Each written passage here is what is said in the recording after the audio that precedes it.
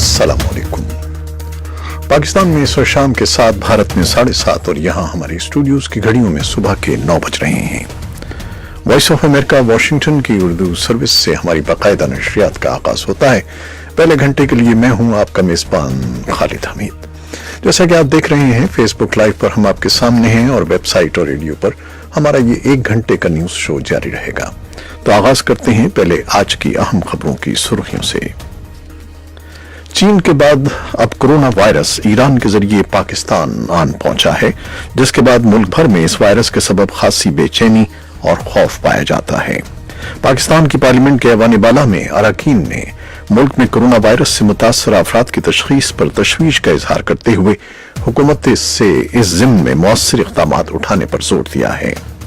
Corona virus से बचाव के लिए पंजाब हुकूमत ने एहतियाती इक़दाम करने शुरू कर दिए हैं और ईरान में कोरोना वायरस की वजह से होने वाली हलाकतों की तादाद 26 हो गई है।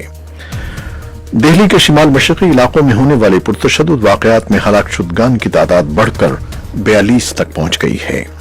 शाम के शहर इदलिब में बशार अल असद हुकूमत की जानिब से फजाई हमले में तुर्की के 33 फौजी मारे गए हैं और अमरीका और तालिबान के दरमियान कतर के दारुल हुकूमत दोहा में हफ्ते को अमन मुआहिदे पर दस्तखत होंगे, जिसे तज्जियाकार एक तारीख साज लम्हा और अमन की जानिब एक अहम पेशरफ्त करार दे रहे हैं।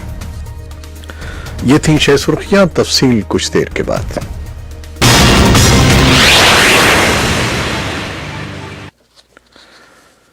पंजाब हुकूमत ने कोरोना वायरस से बचाव के लिए हिफाजती इक़दाम शुरू कर दिए हैं।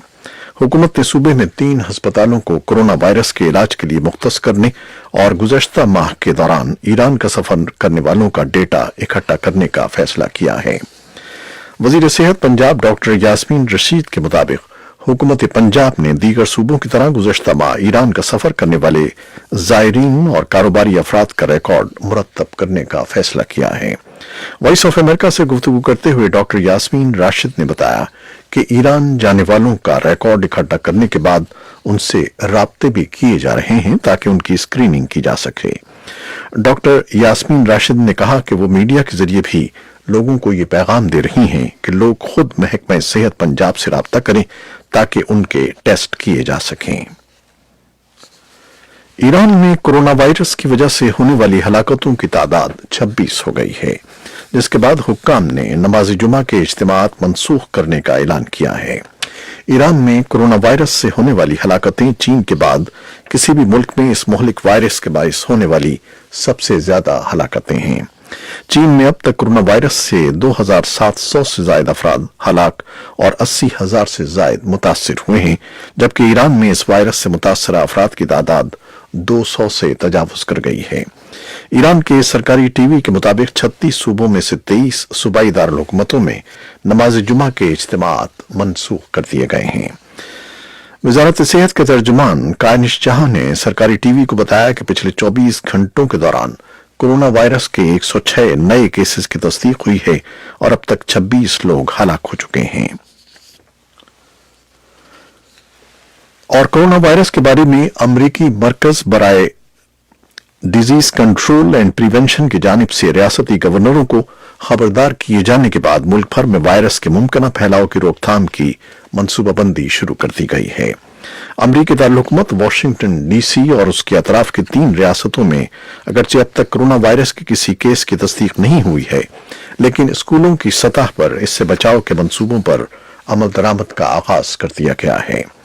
शहरों के मेट्रो निजाम की सफाई सुथराई और स्प्रे के निजाम को बेहतर करने का जायजा लिया जा रहा है, जिसके जरिए हर रोज लाखों लोग सफर करते हैं।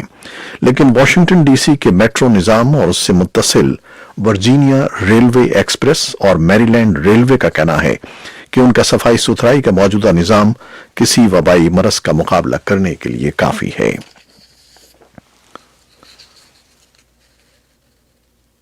अमरीका और तालिबान के दरमियान कतर के दारुल हुकूमत दोहा में हफ्ते को अमन मुआहिदे पर दस्तखत होंगे। अफगानिस्तान की जंग के फरीकैन को उम्मीद है कि इस मुआहिदे के बाद 19 साल तवील जंग का खात्मा हो सकेगा।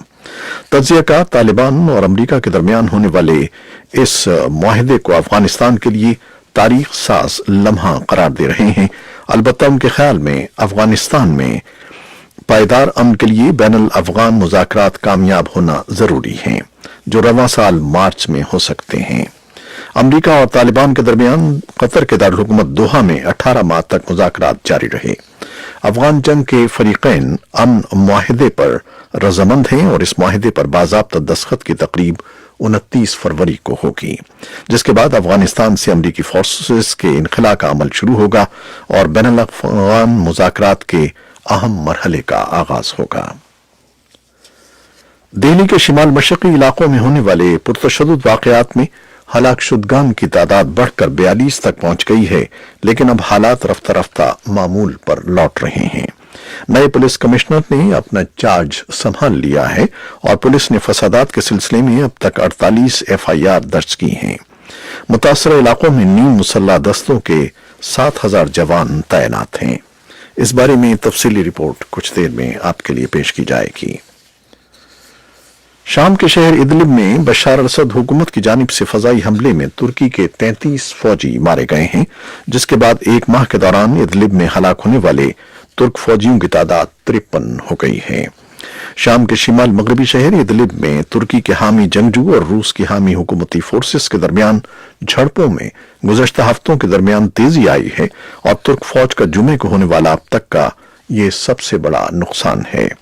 ترکی کے شام سے متصل صوبے ہاتے کے گورنر کے مطابق جمعے کو ترک فورسز پر ہونے والی کارروائی کے نتیجے میں درجنوں فوجی زخمی بھی ہوئے ہیں، جنہیں طبی امداد کے لیے ترکی لایا گیا ہے۔ ترک فوجیوں پر ادلب میں حملے کے بعد صدر رجب طیب اردوان نے انقرہ میں ہنگامی اجلاس کی صدارت کی۔ اس سے قبل رجب طیب اردوان نے شام کے بشار الاسد حکومت کو خبردار کیا تھا کہ اگر کسی بھی ترک فوجی کی جان لی گئی تو ترکی شام میں کسی بھی مقام کو نشانہ بنائے گا۔ ترکی نے جمعے کے روز شام میں نئے فلائی زون کے لیے کہا ہے تاکہ ادلب میں ہزارہا شہریوں کو حکومتی فورسز کے فضائی حملوں سے بچایا جا سکے۔ یہ تجویز شامی حکومت کی فوجوں کے شمال مشرقی شام میں اس فضائی حملے کے بعد سامنے آئی ہے جس میں 33 ترک فوجی ہلاک ہو گئے ہیں۔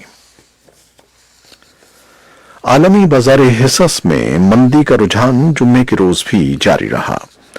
خوف کی فضا کرونا وائرس سے زیادہ تیزی سے پھیل رہی ہے۔ تجزیہ کاروں کا کہنا ہے کہ سن 2008 کے عالمی مالی بحران کے بعد سے یہ ہفتہ بدترین ہوگا۔ ٹوکیو اور شنگھائی کے بازار جمعے کے روز 3.7% کے مارجن سے گر گئے، جبکہ سول اور سڈنی 3% سے زیادہ مندی کا شکار ہوئے۔ یورپی بازاروں میں صبح کی ٹریڈنگ میں 2 سے 3% کا خسارہ رہا۔ پاکستان کے لیے عالمی مالیاتی فنڈ کے مشن کے سربراہ ارنیسٹو ریمریز نے ایک بیان میں کہا ہے کہ پاکستانی حکام کے ساتھ ہونے والی ملاقاتوں میں اسٹاف کی سطح پر ان کی پالیسیوں اور اصلاحات پر اتفاق ہو گیا ہے جو دوسرے جائزے کے بعد طے کی گئی ہیں۔ IMF کے ترجمان گیری رائس کا کہنا ہے کہ اگلے مرحلے میں اپریل کے آغاز میں ہونے والے IMF بورڈ اجلاس میں اس کی حتمی منظوری دی جائے گی، جس کے بعد پاکستان کو $450 ملین کی اگلی قسط جاری کی جا سکے گی۔